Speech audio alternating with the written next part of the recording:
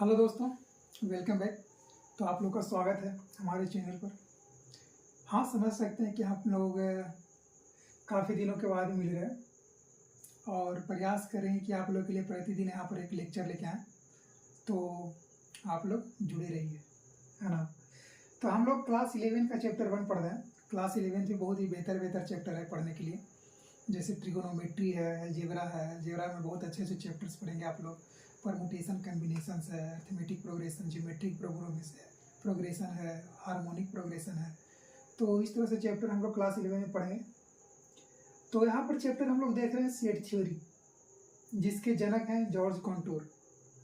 हम लोग वो वाला सेट नहीं कर रहे हैं जहाँ पर हम लोग कहते हैं कि भाई मेरा सेट करवा दे, अच्छा तुम्हारी सेट हो गई क्या। नहीं, हम लोग वो वाला चैप्टर नहीं कर रहे हैं। हम लोग ये क्लास का चैप्टर देख रहे हैं, सेट थ्योरी। तो सबसे पहले हम लोग इसकी परिभाषा देखेंगे कि समूचे कहते किसको है।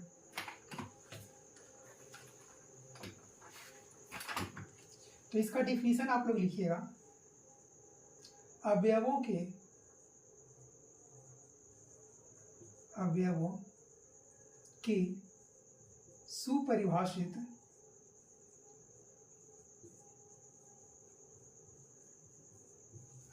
सुपरिभाषित संग्रह को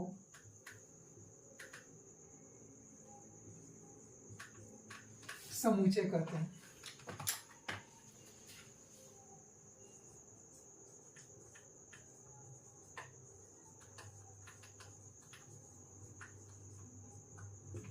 अवयवों के सुपरिभाषित संग्रह को समूचे कहते हैं। A set is a collection of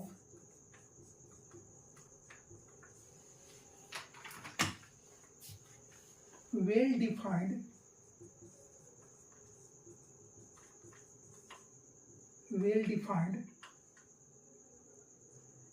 objects, well-defined distinct objects।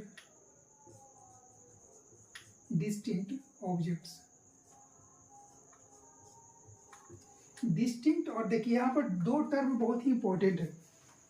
एक सुपरिभाषित, जिसको वेल डिफाइंड कहते हैं, और एक डिस्टिंक्ट कहते हैं। ये दोनों टर्म पर थोड़ा सा गौर करिएगा आप लोग।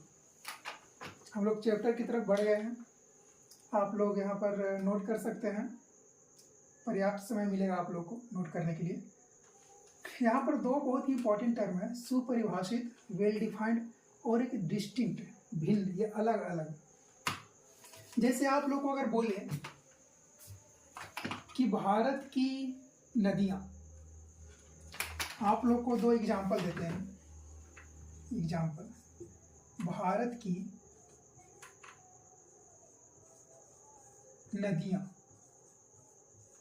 एग्जाम्पल नंबर 1, और एग्जाम्पल नंबर 2 देते हैं हम, सबसे खूबसूरत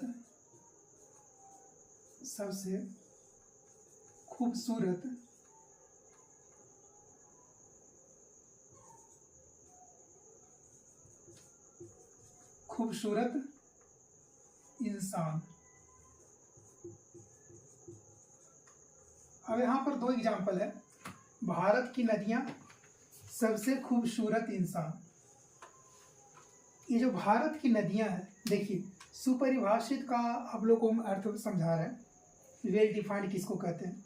भारत की नदियां, अगर हम गंगा, यमुना, सरस्वती, कावेरी, ये सब नदी के बारे में बात कर देंगे, तो ये सब जितनी भी नदियां हैं, वे कहाँ की नदियां हैं? सब भारत की नदियां हैं। ऐसा ना होगा कि ये जो भारत की नदियां हैं कहीं और चले जाएं, दूसरे देश में चले जाएं, दूसरे कंटिनेंट में चले जाएं, तो ये नदियाँ बदल जाएंगी। ऐसा तो नहीं होगा कि अगर हम बोलने लगे कि नील, तो भारत की नदी तो नहीं है। तो मतलब जो डेटा है, जो संग्रह है, वो यूनिवर्सल होना चाहिए। जो मेरे लिए है वही आपके लिए होना चाहिए, और वही हर किसी के लिए होना चाहिए। मतलब व्यक्तिगत व्यक्ति, अलग अलग व्यक्ति के लिए ये जो संग्रह है ये सेम ही होना चाहिए, ये भिन्न नहीं होना चाहिए। तो इस तरह के कलेक्शन को हम लोग कहते हैं समूचे, सेट कहते हैं। जैसे ही ये डिफिनीशन बदलना शुरू होगा पर्सन टू पर्सन, इसको हम लोग समूचे नहीं कहेंगे। जैसे सबसे खूबसूरत इंसान। हो सकता है आपके लिए खूबसूरत इंसान कोई और होंगे, किसी और के लिए कुछ और होंगे। आप बोलिए कि मेरे लिए सबसे खूबसूरत इंसान आलिया भट्ट है, दीपिका पादुकोण है। हो सकता है हम अगर अपने व्यू से बोले तो मेरे लिए खूबसूरत इंसान कोई और हो, है कि नहीं। तो ये पर्सन टू पर्सन वेरी कर सकता है, लेकिन जो भारत की नदियां हैं ये पर्सन टू पर्सन वेरी नहीं करेगा। अगर हम बोले letters in alphabet, letters in alphabet, alphabets में 26 लेटर्स होते हैं, तो ऐसा नहीं होगा कि ABCD को छोड़कर, जेड को छोड़कर किसी और से अगर हम बात करें तो उसके अलावा कुछ और लेटर्स का नाम बोलना शुरू कर देगा। ऐसा तो नहीं ना होगा भाई। तो ये जो कलेक्शन है वो हर किसी के लिए सेम ही होगा। किसमें? समूचे में। आप लोगों को समझ में आया? तो यहाँ पर से एक कंक्लूजन हम लोग निकाल सकते हैं। तो ये तो समूचे है, ये ठीक है, ये समूचे नहीं है। समझे? यहाँ पर दो टर्म्स आप लोगों को समझना चाहिए, एक कलेक्शन और दूसरा set. All sets are collection but all collections are not set. इसका मतलब क्या है? सारे समूचे संग्रह हो सकते हैं लेकिन सारे संग्रह समूचे नहीं हो सकते हैं। जैसे आप लोग को बोलते हैं, हम एग्जांपल ले लेते हैं। मान लीजिए हम लोग जनरली सेट को कैपिटल लेटर से रिप्रेजेंट करते हैं। ये कोई सेट है आपके पास, ठीक है, 1 1 2 2 3 4, इस तरह से आपके पास एक सेट है 1 1 2 2 3 4, ठीक है। ये कलेक्शन है, this is not a set. क्यों सेट नहीं है? क्योंकि सेट के लिए हमारे पास कुछ नियम है। वो नियम क्या है कि सबसे पहले हम लोग सेट को कर्ली ब्रैकेट के अंदर रखते हैं। दूसरा, इसके अंदर जितने भी एलिमेंट्स हो वो डिस्टिंक्ट एलिमेंट्स होने चाहिए, भिन्न भिन्न एलिमेंट्स, अवयव होने चाहिए। देखिए अवयव अवयव या वस्तु, हम लोग कभी अवयव बोलेंगे कभी वस्तु बोलेंगे, तो इसमें आप लोगों को कंफ्यूजन नहीं होना चाहिए। अवयव को ही वस्तु बोलते हैं, वस्तु, ठीक है, elements. A set is a collection of well defined distinct objects या distinct elements। जो ऑब्जेक्ट्स है इसको हम एलिमेंट्स भी कहते हैं। कहीं कहीं इसको ऑब्जेक्ट देखिएगा, कहीं कहीं इसको आप एलिमेंट्स भी देखिएगा, ठीक है। तो देखिए यहाँ पर अवयव या वस्तु। अब यहाँ पर सेट हमारे पास ए है। सेट को जनरली हम लोग कैपिटल लेटर से रिप्रेजेंट करते हैं, और जो अवयव है उसको हम लोग स्मॉल लेटर से रिप्रेजेंट करते हैं, दर्शाते हैं, ठीक है। तो यहाँ पर डिस्टिंक्ट एलिमेंट्स है क्या? नहीं है। क्यों? क्योंकि एक दो बार यहाँ पर दोहराया जा रहा है, 2 बार लिखा गया है, 2 बार लिखा गया है, 3 एक बार है, 4 एक बार है, ठीक है। तो इसी को अगर हम लोग इस तरह से लिखते हैं, मान लीजिए बी एक दूसरा सेट है 1 2 3 4, ठीक है, ये सेट नहीं है, ये सेट है। तो ये बोला है कि वेल डिफाइंड और डिस्टिंक्ट, ये दोनों यहाँ पर इंपॉर्टेंट टर्मिनोलॉजी है। होप कि यहाँ तक आप लोगों को समझ में आया होगा। अगर कोई पोर्शन समझ में नहीं आया होगा तो आप लोग कमेंट करिएगा। चलिए हम लोग आगे बढ़ते हैं। देखिए यहाँ पर कुछ और एग्जांपल्स हैं। 10 से कम विषम प्राकृत संख्या है। 10 से कम कौन कौन सा प्राकृत संख्या है जो विषम है? कौन कौन सा है? 1 3 5 7 9। ये क्या है? 10 से कम विषम प्राकृत संख्या है। भारत की नदियाँ, भारत की जितनी सारी नदियाँ हैं वे सारी नदियों का जो कलेक्शन है, संग्रह है, वो क्या है? किसका एग्जाम्पल है? समूचे का एग्जाम्पल है। अंग्रेजी वर्णमाला के स्वर कौन कौन से अंग्रेजी वर्णमाला के स्वर हैं? ए ई आई ओ यू।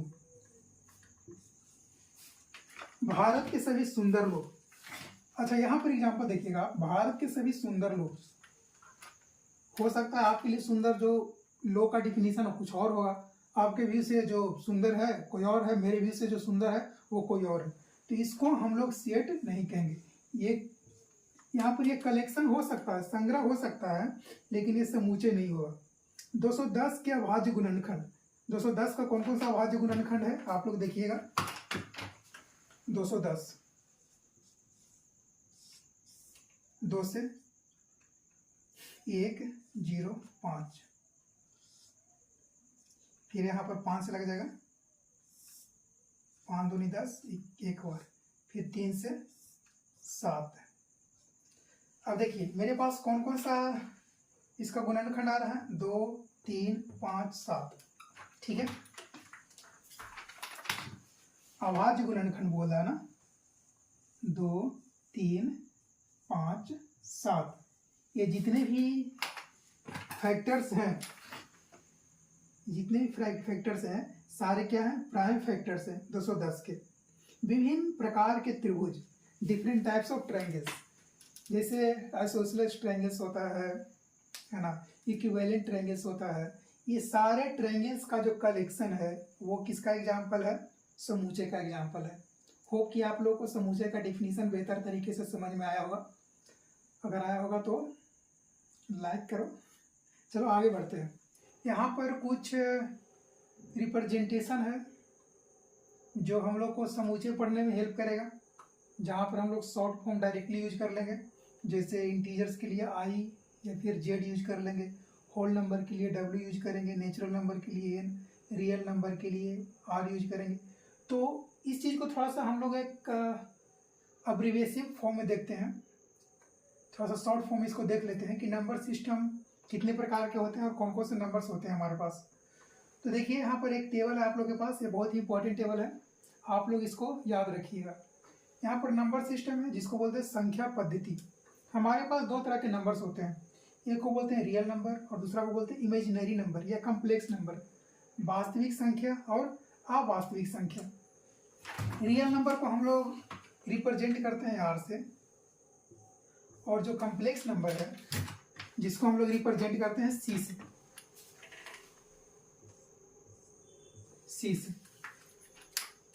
जैसे कम्प्लेक्स नंबर का एग्जांपल क्या होगा, √−3, √−6, ठीक है। इस तरह का जो नंबर होता है उसको हम लोग बोलते हैं कम्प्लेक्स नंबर। अब रियल नंबर, हम लोग नंबर लाइंस पर जितने भी नंबर्स को रिप्रेजेंट करते हैं, जितने भी नंबर को प्लॉट करते हैं, वे सारे नंबर्स होते हैं रियल नंबर।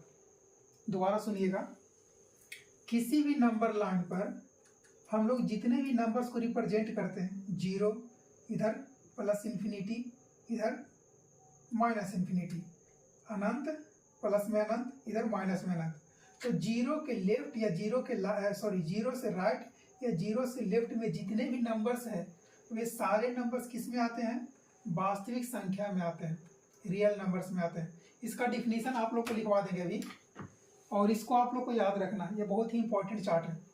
तो रियल नंबर 2 तरह के होते हैं, या तो वो रेशनल नंबर होंगे या फिर इरेशनल नंबर होंगे, ठीक है। रेशनल नंबर जिसको हम लोग PYQ के रूप में लिखते हैं, where Q is not equal to 0, ठीक है, इसको हम लोग PYQ के रूप में लिखते हैं, है ना। इसको हम लोग जनरली रिप्रेजेंट करते हैं Q से, जो रेशनल नंबर है उसको हम लोग रिप्रेजेंट करते हैं Q से, और जो इरेशनल नंबर है उसको हम लोग रिप्रेजेंट करते हैं Q' से, ठीक है। तो आप लोग देख सकते हैं जो R है वो Q और Q' दोनों का समेशन है। तो यहाँ पर से एक मेरे पास रिलेशन आ सकता है क्या, R is equal to Q plus Q', मतलब जो रियल नंबर है, वास्तविक संख्या है, that is nothing but summation of rational number plus irrational number. परिमेय संख्या और अपरिमेय संख्या का जो योग होता है वही होता है वास्तविक संख्या। अब देखिए, फिर रेशनल नंबर को हम लोग 2 पार्ट में पढ़ते हैं, रेशनल नंबर का जो आगे क्लासिफिकेशन है वो इंटीजर्स है। इंटीजर्स मतलब पूर्णांक संख्या, जो संख्या पूर्ण हो, पूर्ण जैसे 3/5, ये पूर्णांक संख्या होगा, नहीं होगा। क्यों नहीं होगा, क्योंकि फ्रैक्शन नंबर है, भिन्न संख्या है, ये पूर्णांक संख्या कैसे हो सकता है। पूर्णांक मतलब पूर्ण अंक, यहाँ पर लिखा हुआ है पूर्णांक मतलब पूर्ण प्लस अंक, वैसा अंक जो पूर्ण हो। 3/5 दैट इज इक्वल टू 0.6, ये पूर्णांक हो नहीं सकता, ये आधा अंक है, ठीक है। आधा क्या मतलब फ्रैक्शन में है, पार्ट में है। तो इसको हम लोग जनरली जो इंटीजर्स है उसको हम लोग रिप्रेजेंट करते हैं I से, या कहीं कहीं Z से भी रिप्रेजेंट किया जाता है। ये सब टर्मिनोलॉजी आप लोगों को ध्यान रखना है। यहाँ पर फिर अगला है होल नंबर। इंटीजर्स के बाद क्या है, होल नंबर, इसको हम लोग रिप्रेजेंट करते हैं 0 से। तो होल नंबर कहते हैं किसको है, 0 से जो संख्या स्टार्ट होता है द नंबर इंक्लूडिंग जीरो, या फिर कहा है नेचुरल नंबर इंक्लूडिंग जीरो, प्राकृत संख्या में अगर जीरो ऐड कर दिया जाए तो संख्या जो प्राप्त होता है उसको बोलते हैं पूर्ण संख्या। पूर्ण मतलब पूरा हो गया संख्या। पूरा कब होगा? जब जीरो को भी शामिल कर देंगे। ठीक है, हम डिफिनीशन की तरफ चलेंगे, अभी आपको एक शॉर्ट ब्रीफ दे रहे हैं। तो होल नंबर को हम लोग जनरली W से रिप्रेजेंट करते हैं। नेचुरल नंबर क्या होता है? Counting numbers are called natural number. Short definition, गिनती की संख्या को प्राकृत संख्या कहते हैं।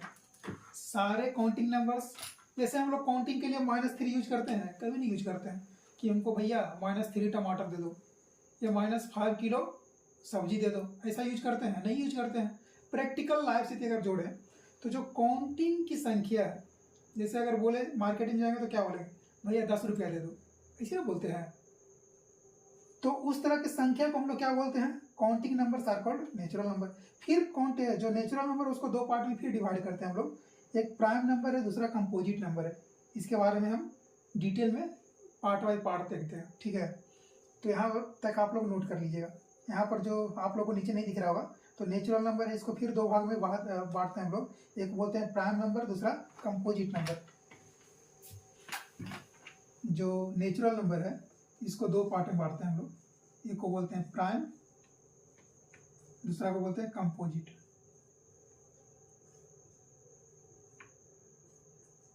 एक को बोलते हैं प्राइम नंबर और दूसरा को बोलते हैं कंपोजिट नंबर। ठीक है, इसको बोलते हैं अभाज्य संख्या, इसको बोलते हैं भाज्य संख्या।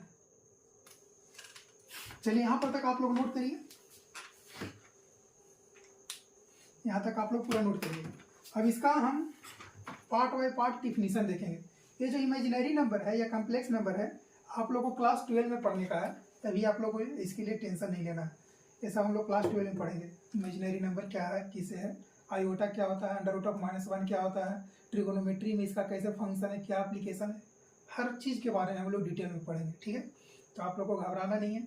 और ये सब जो शॉर्ट रिप्रेजेंटेशन है, आप लोग को सेट थ्योरी में जहाँ तहाँ सब टर्मिनोलॉजी देखने के लिए मिलेगा। क्वेश्चन में डायरेक्टली आपको रियल नंबर नहीं देगा, डायरेक्ट R दे देगा, डायरेक्ट Z दे देगा, डायरेक्ट W दे देगा, N दे देगा, Q दे देगा, Q डैश दे देगा। ठीक है, तो वहाँ पर इस टर्मिनोलॉजी को कैसे समझा जाएगा, इसी चीज़ के बारे में हम लोग यहाँ पर बात करेंगे। ठीक है, समझ में आ रहा अच्छे से? चलिए, बहुत अच्छी बात, यहाँ तक आप लोग नोट कर लिए होंगे। अब आगे बढ़ते हैं हम लोग। सबसे पहला देखते हैं प्राकृत संख्या। प्राकृत संख्या, नेचुरल नंबर्स।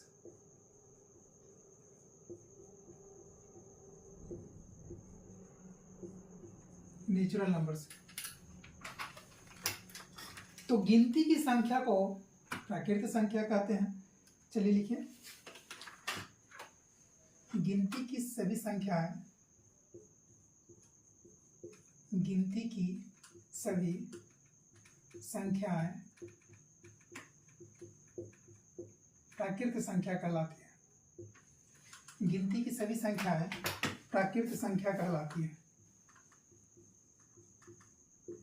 संख्या कहलाती है। जैसे डिफिनीशन याद रहे या ना रहे डजंट मैटर, लेकिन उसका एग्जाम्पल याद होना चाहिए। एग्जाम्पल 1 2 3 4, कहाँ तक? अनंत तक, इनफाइनाइट तक। ये इनफाइनाइट का साइन है, अनंत का चिन्ह है। दूसरा देखते हैं पूर्ण संख्या। चलिए इसको हम लोग N से रिप्रेजेंट करते हैं। अगला है पूर्ण संख्या। पूर्ण संख्या, इसको बोलते हैं होल नंबर। होल नंबर, इसका रिप्रेजेंटेशन है W। अगर गिनती की संख्या में 0 ऐड कर दिया जाए, गिनती की संख्या में 0 जोड़ दिया जाए तो प्राप्त संख्या पूर्ण संख्या कहलाती है। देखिए, प्राकृत संख्या में 0 शामिल कर दिया जाए, प्राकृत संख्या में 0 शामिल करने पर शामिल करने पर प्राप्त संख्या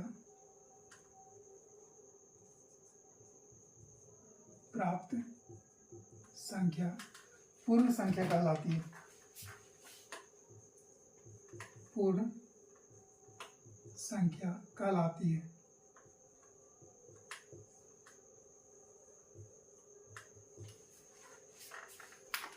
प्राकृत संख्या में 0 शामिल करने पर जो प्राप्त संख्या है उसी को बोलते हैं पूर्ण संख्या। एग्जाम्पल, अब देखिए प्राकृतिक संख्या कौन कौन सा है, 1 2 3 1 से स्टार्ट हो रहा है, ठीक है। इसमें अगर 0 ऐड कर देते हैं, जैसे 0 1 2 3 कहाँ तक, अनंत तक, ये संख्या क्या कहलाएगा, पूर्ण संख्या, होल नंबर कहलाएगा। समझ में आ रहा। अगला देखिए, अगला है पूर्णांक संख्या। पूर्णांक संख्या, पूर्णांक संख्या को बोलते हैं इंटीजर्स। इसको आई या फिर जेड से रिप्रेजेंट करते हैं। जितना भी धनात्मक और ऋणात्मक संख्या है वो सब संख्या पूर्ण संख्या कहलाता है। सभी धनात्मक और ऋणात्मक, सभी धनात्मक और ऋणात्मक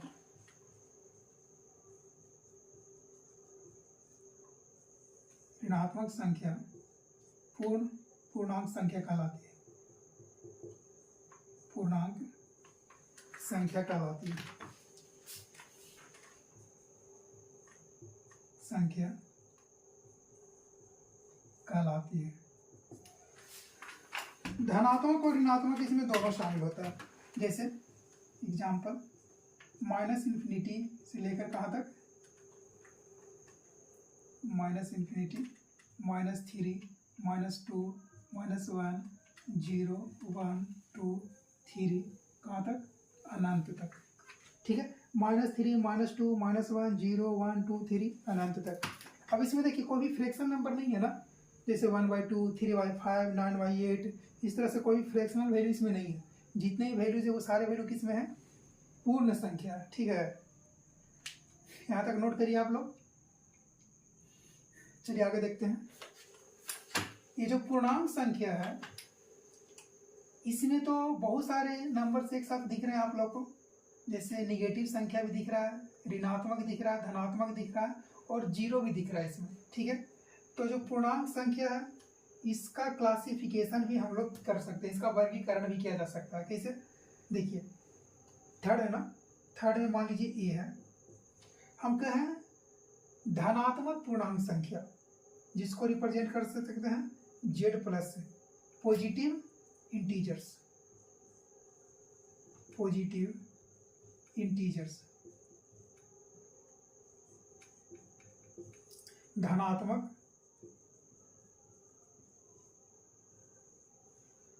पूर्णांक संख्या, पूर्णांक संख्या, धनात्मक पूर्णांक संख्या कब क्या क्या होता है। एग्जाम्पल, इसमें जितने भी पॉजिटिव वैल्यूज है वो सारे वैल्यूज, जैसे 1 2 3 4 कहाँ तक, इन्फिनिटी तक।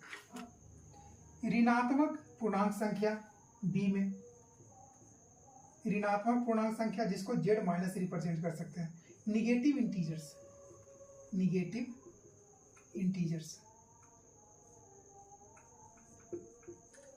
इसको बोलते हैं ऋणात्मक, ऋणात्मक पूर्णांक संख्या। ऋणात्मक पूर्णांक संख्या क्या क्या है, एग्जाम्पल, -∞ से लेकर कहाँ तक, -3 -2 -1। सी में ये सब किसका है, पूर्णांक संख्या का ही क्लासिफिकेशन है। सी में देखते हैं, एक बोलते हैं न्यूट्रल नंबर, जो ना तो पॉजिटिव हो ना ही निगेटिव हो, उदासीन संख्या, उदासीन संख्या।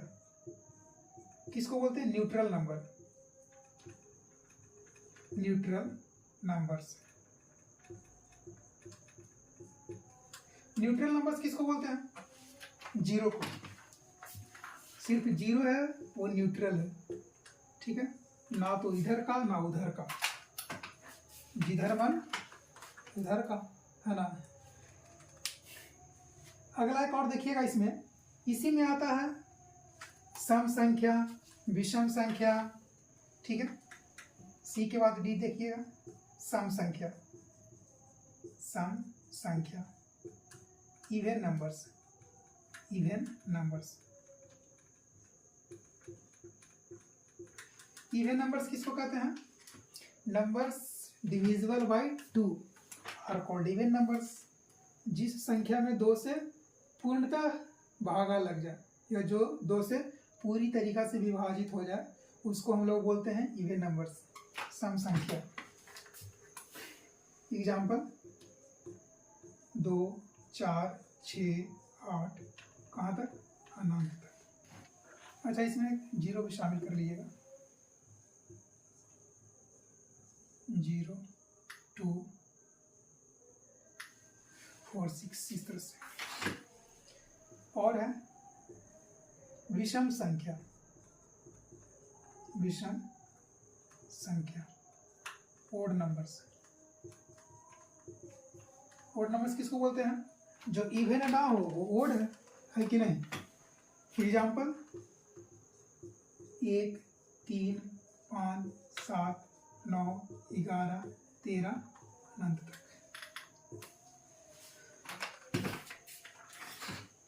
फिर भाज्य संख्या। भाज्य संख्या मतलब कंपोजिट नंबर, ठीक है, कंपोजिट नंबर्स। कंपोजिट नंबर्स मतलब जिसमें भागा लग जाए वही कंपोजिट नंबर है। 1 में नहीं लगेगा, 2 में, 3 में नहीं, 4,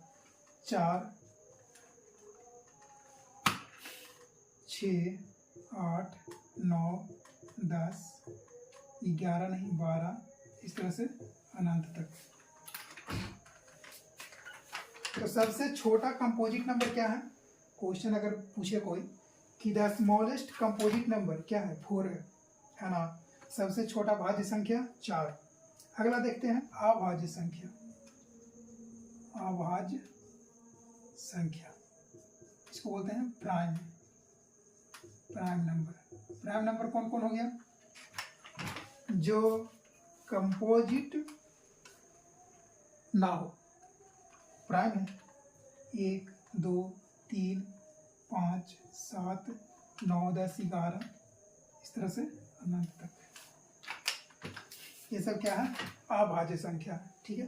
यहाँ तक नोट करिएगा आप लोग। Positive integers, negative integers, neutral number, even numbers, odd numbers, composite numbers, prime numbers, ठीक है। अगला है परिमेय संख्या, क्यू। परिमेय संख्या, रेशनल नंबर, रेशनल नंबर्स। इसको क्या बोलते हैं? Numbers represented in the form of p by q where q not equal to 0 and p and q क्या होना चाहिए? Belongs to integers. वैसे संख्या जो p बटा q के रूप में लिख सकते हैं जहां q नॉट इक्वल टू 0 होना चाहिए और p और q किसको बिलोंग्स करना चाहिए? इंटीजर्स को। p और q अगर इंटीजर्स होगा तभी ये परिमेय संख्या होगा। इसका मतलब अगर 5/9 है, ये इंटीजर है, सॉरी 5 और 9 इंटीजर से परिमेय संख्या होगा। लेकिन अगर बोले √5/9 ये परिमेय संख्या नहीं है, ठीक है। वैसे अगर बोले 5/0 ये भी परिमेय संख्या नहीं है। क्यों? क्योंकि q नॉट इक्वल टू 0 जो इसका डिनोमिनेटर है, तो इसका हर है वो 0 कभी नहीं होना चाहिए, समझे? तभी वो परिमेय संख्या कहलाएगा। तो इस तरह की संख्या को बोलते हैं परिमेय संख्या। एग्जाम्पल आप लोग देख सकते हैं। क्या क्या एग्जाम्पल होगा? 1/2, 3/9, 6/5, इस तरह से इन्फिनिटी तक। अगला क्या है? Q dash. क्यू मतलब परिमेय संख्या, क्यू डैश मतलब अपरिमेय संख्या, अपरिमेय संख्या। इसको बोलते हैं इरेशनल नंबर। इरेशनल नंबर है इरेशनल नंबर्स। इरेशनल नंबर्स किसको बोलते हैं? इरेशनल नंबर्स जो परिमेय संख्या ना हो। वैसे इसको हम लोग ऐसे ही करते हैं, √3, √2, √5, ये सब क्या है? ये सब अपरिमेय संख्या है। पाई भी एक अपरिमेय संख्या है, लेकिन 22/7 क्या है? 22/7 एक परिमेय संख्या। पाई अपरिमेय संख्या है, लेकिन 22/7 एक परिमेय संख्या है। इस चीज का ध्यान रखिएगा आप लोग। यहां तक आप लोग नोट करिए। लास्ट है रियल नंबर। रियल नंबर वास्तविक संख्या। वास्तविक संख्या, वास्तविक संख्या किसको कहते हैं? All numbers are called real numbers. सभी संख्याएं वास्तविक संख्या ही तो होती है। सभी संख्याएं वास्तविक संख्या होती है। वास्तविक संख्या होती है, ठीक है। चूंकि हम सभी संख्या बोल रहे हैं, इसका मतलब ये सेल्फ अंडरस्टूड होना चाहिए कि हम लोग अभी फिलहाल कॉम्प्लेक्स नंबर के बारे में नहीं बोल रहे हैं। मतलब अगर रियल नंबर बोले तो रियल नंबर के ही अंदर क्या क्या आ जाएगा? अगर ये वेन डायग्राम है, ये रियल नंबर का सर्किल है, ठीक है। ये अगर रियल नंबर का सर्किल है तो इस सर्किल के अंदर ही क्या होगा? रेशनल नंबर, इरेशनल नंबर, ठीक है। रेशनल नंबर, इरेशनल नंबर जैसे ही बोल रहे हैं, मतलब इसके अंदर पूरा संख्या सब शामिल हो गया। समझ में आया कि नहीं है? जैसे इंटीजर्स है, होल नंबर है, नेचुरल नंबर है, सब संख्या इसके अंदर ही आ गया। समझे? तो होप कि आप लोगों को समझ में आया होगा। अगर आप लोग को लेक्चर बेहतर लगा होगा तो अपने दोस्तों के साथ शेयर करिए, चैनल को सब्सक्राइब करिए। और हाँ, अगला जो इसका क्लास है, हम लोग देखने वाले हैं कि कौन कौन से फॉर्म का समुच्चय होता है, ठीक है। तो जैसे रोस्टर फॉर्म हो गया, सेट बिल्डर फॉर्म हो गया, प्रॉपर्टी फॉर्म हो गया, टेबलर फॉर्म हो गया, ये सब जो डिफरेंट टाइप्स ऑफ सेट्स होता है उसके बारे में हम लोग बात करेंगे। होप कि आप लोग को समझ में आया होगा। फिर हम लोग मिलते हैं अगले क्लास में। Stay tuned, stay happy. जय हिंद।